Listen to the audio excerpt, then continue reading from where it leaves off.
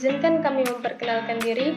Saya Popi Arsanti dengan NIM 2210202030. Perkenalkan, nama saya Lairatul Zahra dengan NIM 2210202015. Baik, kami dari kelompok 4 akan membahas materi mengenai konsep manusia dalam kajian filosofis pendidikan Islam dengan dosen pengampu Bapak Dr. Andes Syarhubi, MPDI.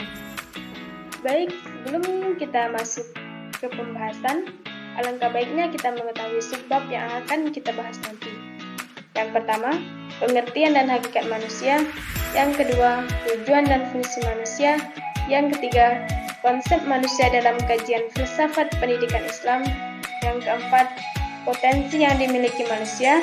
Dan yang kelima, implikasinya terhadap pendidikan Islam. Pembahasan yang pertama yaitu pengertian dan hakikat manusia. Al-Quran menjelaskan bahwa manusia yang diciptakan dari tanah dengan bermacam-macam istilah seperti turab, tin, sal, dan sulala. Dapat diartikan, sesungguhnya Allah Subhanahu wa Ta'ala menciptakan jasad manusia dari berbagai macam unsur kimiawi yang ada di tanah. Dalam Al-Quran, Allah menciptakan manusia dari saripati yang berasal dari tanah.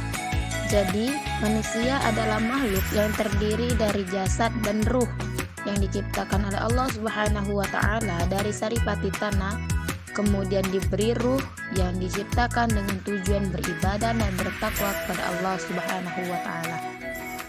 Baik, pembahasan yang kedua yaitu tujuan dan fungsi manusia. Pertama, sebagai khalifah, yakni sebagai pemimpin di muka bumi, mengelola serta memperbaiki agar semua hal yang diatur dan dipimpinnya menjadi lebih baik. Yang kedua, sebagai abdillah, yakni sebagai hamba Allah Subhanahu wa Ta'ala, manusia diwajibkan untuk beribadah kepada Allah dalam artian selalu tunduk dan patuh atas perintahnya guna mengesahkan dan mengenalnya sesuai dengan petunjuk yang telah diberikan dan menjauhi segala larangannya. Pembahasan yang ketiga yaitu konsep manusia dalam kajian filsafat pendidikan Islam. Perlu kita ketahui bahwa konsep adalah rancangan, ide, gagasan, dan merupakan suatu hal yang bersifat mental, representasi. Sesuatu itu terjadi dalam pikiran manusia. Konsep yang pertama yaitu konsep Abdullah, yakni al-insan, al-in, dan al-nas. Dari aspek posisinya, manusia disebut sebagai abdun atau hamba. Dari aspek kecerdasannya atau rohania, manusia disebut dengan insan. Dari aspek sifat atau wujudnya, manusia disebut sebagai al-ins. Kata al-nas dipakai dalam Al-Quran untuk menyatakan adanya sekelompok orang atau masyarakat. Baiklah, yang kedua, konsep Bani Adam. Dari aspek historis penciptaan, manusia disebut dengan Bani Adam.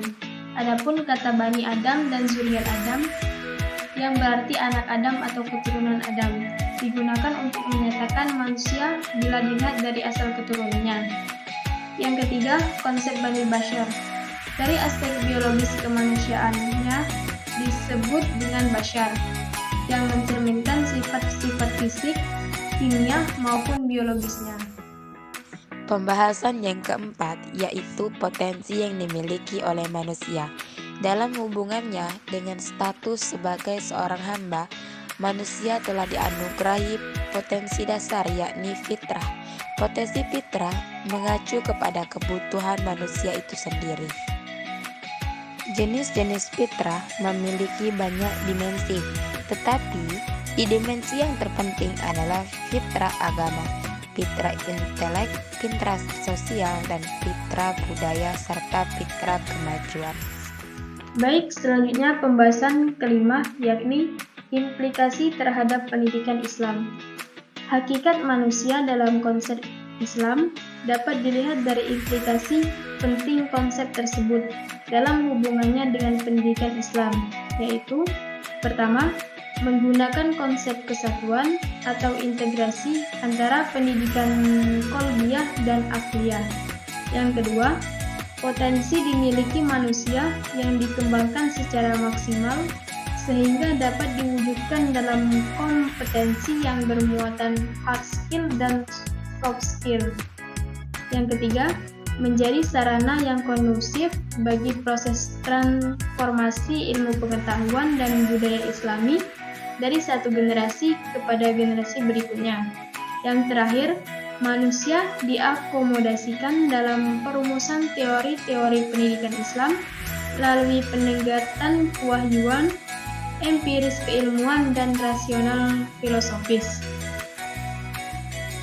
Baik, demikianlah pemaparan materi dari kami. Mawar cantik ada di pekarangan, semerbak wangi menghapus gusar. Maafkan atas segala kekurangan, kritik saran silahkan, asal jangan kasar-kasar. Akhirul kalam. Wassalamualaikum warahmatullahi wabarakatuh.